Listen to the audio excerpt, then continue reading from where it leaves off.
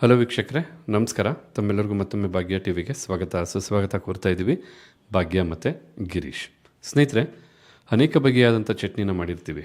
But ಇವತ್ತು ಈ ವಿಡಿಯೋದಲ್ಲಿ ಮಾಡ್ತಾ ಇರ್ತಕ್ಕಂಥ ಚಟ್ನಿ ರುಚಿನೂ ಡಿಫ್ರೆಂಟ್ ಆಗಿರುತ್ತೆ. ಹಾಗೆ ಡಿಫ್ರೆಂಟ್ ಪದಾರ್ಥಗಳನ್ನ ಉಪಯೋಗಿಸಿ ಒಳ್ಳೆ ವಿಧದಲ್ಲಿ ಚಟ್ನಿ ಮಾಡ್ತಾ ಇರ್ತಕ್ಕಂಥದ್ದು. ಈ ರೀತಿಯಾದಂಥ ಚಟ್ನಿ ಖಂಡಿತ ದೋಸೆಗೆ, ಅನ್ನಕ್ಕೆ, ಪೂರಿಗೆ, ಚಪಾತಿಗೆ ಎಲ್ಲದಕ್ಕೂ ಹೊಂದ್ಕೊಳ್ಳುತ್ತೆ. ಹೌದು, ಇವತ್ತಿನ ವಿಡಿಯೋದಲ್ಲಿ ನಾವು ಸೋರೆಕಾಯಿಯನ್ನು ಉಪಯೋಗಿಸಿ ಯಾವ ರೀತಿಯಾಗಿ ಸೋರೆಕಾಯಿಯ ಚಟ್ನಿ ಮಾಡೋದು ಅಂತ ತಿಳಿಸ್ಕೊಡ್ತಾ ಇದ್ದೀವಿ. ಹಾಗೆ ಬನ್ನಿ, ಸೋರೆಕಾಯಿ ಚಟ್ನಿ ಮಾಡೋದಕ್ಕೆ ಏನೆಲ್ಲ ಪದಾರ್ಥಗಳು ಬೇಕು, ಹಾಗೆ ತಯಾರು ಮಾಡ್ತಕ್ಕಂಥ ವಿಧಾನ ಹೇಗೆ ಅಂತ ಈಗ ನೀವು ನೋಡ್ಕೊಳ್ಳೋರಂತೆ.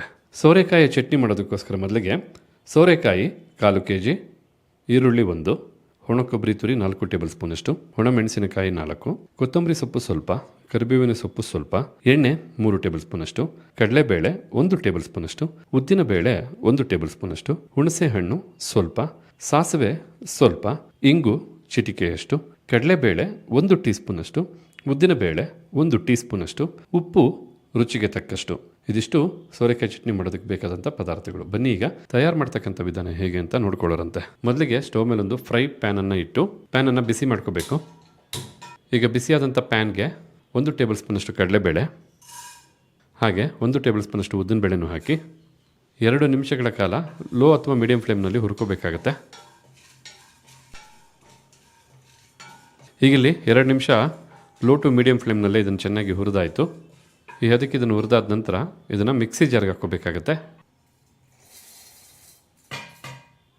ಹುರಿದಂಥ ಈ ಪದಾರ್ಥನ ಮಿಕ್ಸಿ ಜಾರ್ಗೆ ಹಾಕಿದ ನಂತರ ಅದೇ ಬಿಸಿಯಾದಂಥ ಪ್ಯಾನ್ಗೆ 2 ಟೇಬಲ್ ಸ್ಪೂನಷ್ಟು ಎಣ್ಣೆನ ಹಾಕಿ ಎಣ್ಣೆನೂ ಸಹ ಸ್ವಲ್ಪ ಬಿಸಿ ಮಾಡಿಕೊಂಡು ಎಣ್ಣೆ ಬಿಸಿಯಾದ ನಂತರ 4 ಖಾರದ ಮೆಣಸಿನಕಾಯಿನ ಹಾಕಿ 1 ನಿಮಿಷಗಳ ಕಾಲ ಲೋ ಫ್ಲೇಮ್ನಲ್ಲೇ ಮೆಣಸಿನಕಾಯಿನ ಎಣ್ಣೆ ಜೊತೆ ಹುರಿದು ಬಿಸಿ ಮಾಡ್ಕೋಬೇಕಾಗತ್ತೆ.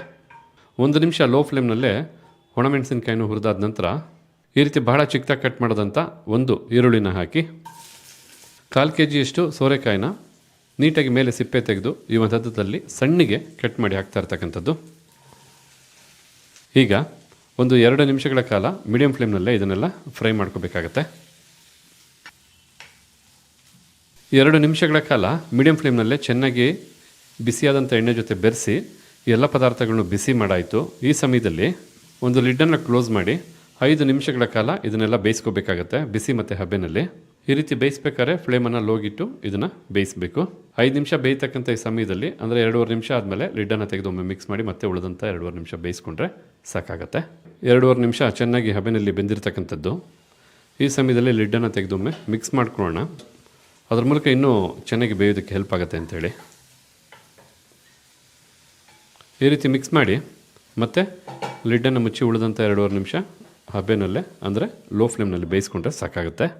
ಈಗಿಲ್ಲಿ ಒಟ್ಟಾರೆಯಾಗಿ ಲೋ ಫ್ಲೇಮ್ನಲ್ಲೇ 5 ನಿಮಿಷ ಸೋರೆಕಾಯನ್ನು ಚೆನ್ನಾಗಿ ಬೇಯಿಸಿರ್ತಕ್ಕಂಥದ್ದು. ಒಮ್ಮೆ ಮಿಕ್ಸ್ ಮಾಡ್ಕೊಳ್ಳೋಣ.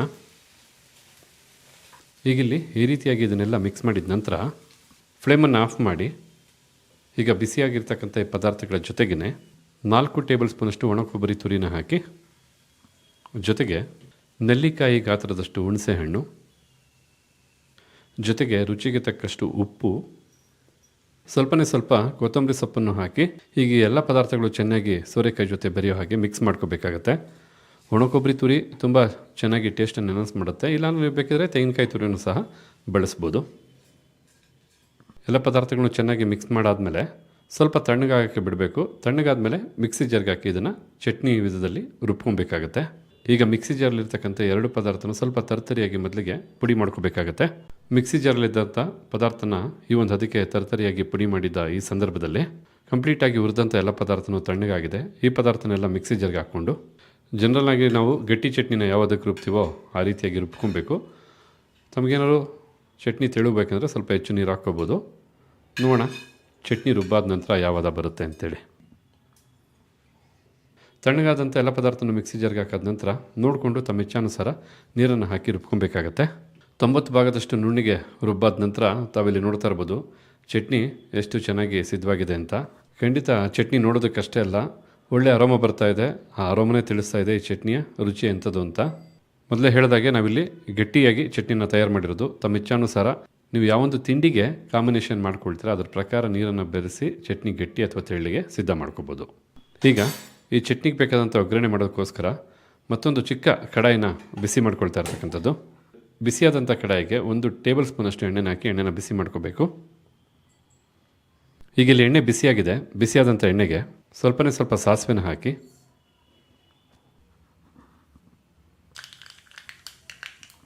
ಈ ರೀತಿ ಸಾಸಿವೆನ ಸಿಡಿದಾದ ನಂತರ ಚಿಟಿಕೆಯಷ್ಟು ಇಂಗು, 1 ಟೀ ಸ್ಪೂನಷ್ಟು ಕಡಲೆಬೇಳೆ, ಜೊತೆಗೆ 1 ಟೀ ಸ್ಪೂನಷ್ಟು ಉದ್ದಿನಬೇಳೆನೂ ಹಾಕಿ ಲೋ ಫ್ಲೇಮ್ನಲ್ಲೇ ಇದನ್ನು 1 ನಿಮಿಷ ಎಣ್ಣೆಯಲ್ಲಿ ಫ್ರೈ ಮಾಡ್ಕೋಬೇಕು. ಈ ರೀತಿಯಾಗಿ 1 ನಿಮಿಷ ಇದನ್ನೆಲ್ಲ ಫ್ರೈ ಮಾಡಿದ್ದ ಈ ಹೊತ್ತಲ್ಲಿ ಸ್ವಲ್ಪ ಕರಿಬೇವಿನ ಸೊಪ್ಪನ್ನು ಹಾಕಿ ಫ್ಲೇಮನ್ನು ಆಫ್ ಮಾಡ್ಕೋಬೇಕು. ಈಗ ಸಿದ್ಧವಾದಂಥ ಈ ಒಗ್ಗರಣೆಯನ್ನು ಚಟ್ನಿಗೆ ಹಾಕ್ಕೋಬೇಕಾಗತ್ತೆ. ಚಟ್ನಿ ಎಷ್ಟು ರುಚಿಯಾಗಿರುತ್ತೋ ಆ ರುಚಿನ ಡಬಲ್ ಮಾಡ್ತಕ್ಕಂಥದ್ದು ಈ ಒಂದು ಒಗ್ಗರಣೆ. ಆದ ಕಾರಣ ಚಟ್ನಿಗೆ ಒಗ್ಗರಣೆ ಅಂತಕ್ಕಂಥದ್ದು ಬಹಳ ಮುಖ್ಯ. ಒಗ್ಗರಣೆಯನ್ನು ಹಾಕಿರೋದ್ರಿಂದ ಒಮ್ಮೆ ನೀಟಾಗಿ ಇದನ್ನು ಮಿಕ್ಸ್ ಮಾಡ್ಕೊಳ್ಳೋಣ. ಹಾಗಿದ್ರೆ ನೋಡ್ಕೊಂಡ್ರಲ್ಲ ವೀಕ್ಷಕರೇ, ಯಾವ ರೀತಿಯಾಗಿ ಸೋರೆಕಾಯನ್ನು ಉಪಯೋಗಿಸಿ ಬಹಳ ಸೊಗಸಾಗಿ ಚಟ್ನಿನ ತಯಾರು ಮಾಡೋದು ಅಂತ. ಖಂಡಿತ ಚಟ್ನಿಗೆ ಒಗ್ಗರಣೆ ಹಾಕಿದ ನಂತರ ಮತ್ತಷ್ಟು ಚಟ್ನಿ ಅರೋಮ ಹೆಚ್ಚಾಗಿದೆ ಅಂತಲೇ ಹೇಳ್ಬೋದು. ಹೌದು, ಈ ರೀತಿಯಾದಂಥ ಚಟ್ನಿ ದೋಸೆಗೆ, ಪೂರಿಗೆ, ಚಪಾತಿಗೆ, ಅನ್ನಕ್ಕೆ ಎಲ್ಲದಕ್ಕೂ ಸಹ ಬಹಳ ಚೆನ್ನಾಗಿ ಹೊಂದ್ಕೊಳ್ತಕ್ಕಂಥ ಚಟ್ನಿ ಇದು. ಅನೇಕ ರೀತಿಯಾದಂಥ ಚಟ್ನಿನ ಮಾಡಿರ್ತೀರ. ಈ ರೀತಿಯಾದಂಥ ಚಟ್ನಿನ ಒಮ್ಮೆ ನಿಮ್ಮ ಮನೆಯಲ್ಲಿ ತಯಾರು ಮಾಡಿ ಅಂತ ಹೇಳ್ತಾ, ಹಾಗೆ ಇವತ್ತಿನ ವಿಡಿಯೋದಲ್ಲಿ ನಾವು ಮಾಡಿ ತಿಳಿಸಿದಂಥ ಈ ಒಂದು ಹೀರೆಕಾಯಿ ಚಟ್ನಿ ತಮಗೆಲ್ಲರಿಗೂ ಇಷ್ಟ ಆಗಿದೆ ಅಂತ ತಿಳ್ಕೊಂಡಿದ್ದೀನಿ. ಇಷ್ಟ ಆಗಿದ್ದರೆ ವಿಡಿಯೋಗೊಂದು ಲೈಕ್ ಮಾಡಿ, ಹಾಗೆ ತಮ್ಮ ಅನಿಸಿಕೆ ಅಭಿಪ್ರಾಯನ ಕಮೆಂಟ್ ಬಾಕ್ಸಲ್ಲಿ ಕಮೆಂಟ್ ಮಾಡೋದನ್ನು ಮರಿಬೇಡಿ. ಎಲ್ಲದಕ್ಕಿಂತ ಹೆಚ್ಚಾಗಿ ವಿಡಿಯೋನ ಮತ್ತೊಬ್ಬರಿಗೂ ಹೆಲ್ಪ್ ಆಗೋ ಹಾಗೆ ಶೇರ್ ಮಾಡಿ ಅಂತ ಹೇಳ್ತಾ ತಮಗೆಲ್ಲರಿಗೂ ಧನ್ಯವಾದನ ತಿಳಿಸ್ತಾ ಇದ್ದೀವಿ. ಮತ್ತೊಂದು ಹೊಸ ವಿಡಿಯೋದಲ್ಲಿ ಹೊಸ ರೆಸಿಪಿ ಜೊತೆ ತಮ್ಮನ್ನು ಭೇಟಿ ಮಾಡ್ತೀವಿ. ಅಲ್ಲಿವರೆಗೂ ನಮಸ್ಕಾರ ವೀಕ್ಷಕರೇ.